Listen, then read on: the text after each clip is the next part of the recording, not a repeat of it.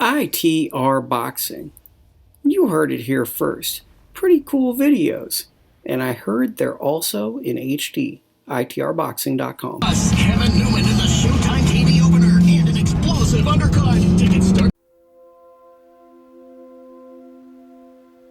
I always loved the sport, man. I think, I didn't choose it. I feel like it chose me. I feel like I just got bit by the bug early. Watching, Mike Tyson fights, watching Rocky. That's my favorite movie. I fell in love with that movie when I was probably like 3, 4 years old. So, I've always just gravitated towards it, man. I just always loved the sport. I knew Kevin when he was probably, how old were you, Kev? 8? 9 years old. I was pro, and he was in the gym. He was training in the gym.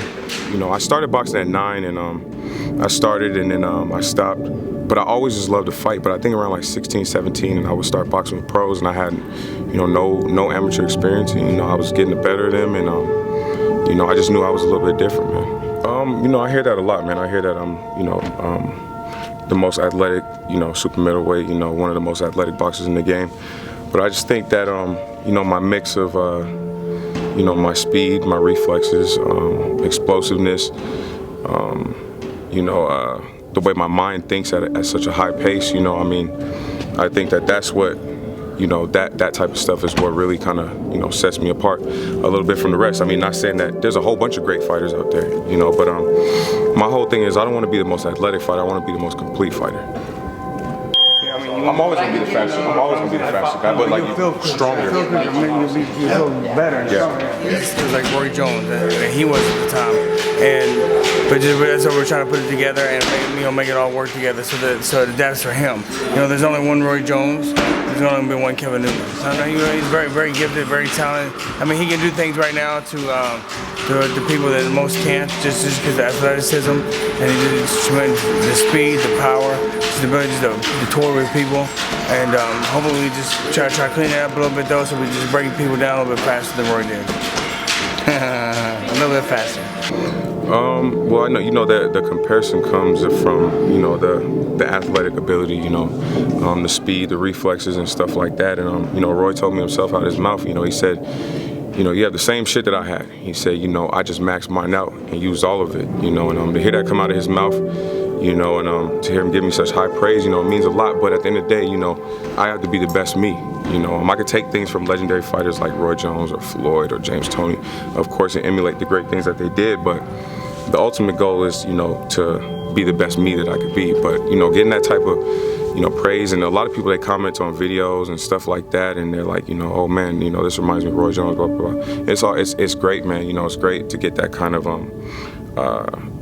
praise, but at the same time, you got to really go out there and earn those stripes if you want to be compared to a guy like that. He did everything in the sport, so, I got to keep upping my game, if I want to reach that level in boxing. He's come a long way from when I started working. I started working with him after his first fight, so I've been with him for a while. So, his growth has grown tremendously.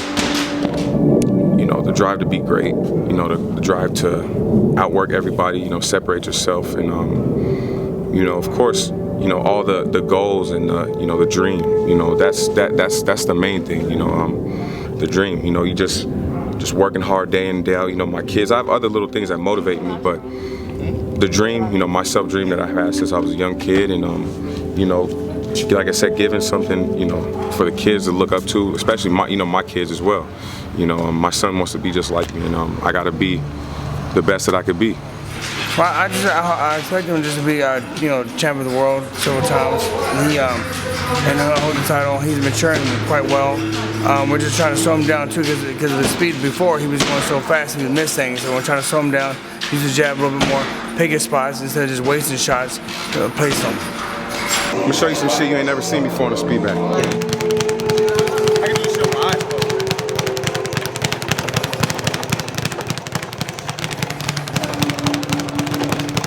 Oh, 100%. He's doing it every day.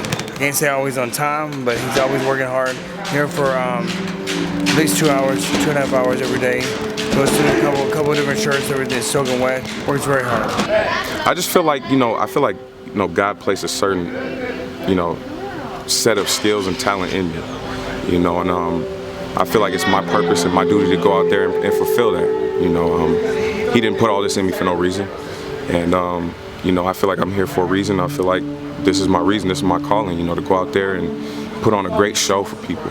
You know, and put on a great show and give people something to look forward to. You know, something to come back they want to see. You know, if you're not giving all knockouts, you want to give people a great show. You know, so, but my why, man, is just to go out there, like I said, get back to the sport, get back to the community, get back to the kids. You know, give, you know, other kids, you know, that have a dream, that are, you know, crazy enough to chase their dream, and, you know, to show them that you can do it through hard work, you know, and staying focused and staying dedicated. I'm always calculating, man. You know, I'm always calculating stuff. I'm always thinking of this move or that move. Sometimes I overthink a little bit too, you know, overthink a little bit too much, and I think that's because my brain is just thinking at such a high pace, you know. So, but I always want to be the smartest guy in the ring, you know. There's gonna come a time where I'm not gonna be the fastest guy in the ring, even though that's not gonna be right now. But you know, when I get a little older, but you always want to be the smartest. That's what I learned from, you know, from Floyd. You know, as he got older, once he started to slow down a little bit, you know, reflexes slowed down a little bit. He was always the smartest guy in the ring. Everything, man. You know, I didn't come in this sport to just be average. You know, I want, of course, you know, the belts, you know, the championships. You know, I want the status. You know, I want the money. I don't care about the fame, but I want to be able to, you know, if there's a kid that wants a picture, you know, or wants to, you know, a bunch of kids at school, they want to come see me, and if I show up and that means a lot to them, you know, I'm for that. You know, I'll never turn down an autograph, you know, or a picture or anything like that. But I just want to be, you know, I want to go down and be one of the greatest, man. You know, be a great fighter, and one day to have kids, you know, look up to me and be like, you know, I want to be like, you know, Kevin Newman. Like, I like Kevin Newman's style. You know, I want to be like that. But the ultimate goal is just to become world champion, man, and be, you know, the best fighter in the world. Greatness. Great things. You know, if he listens, no one should be able to beat him.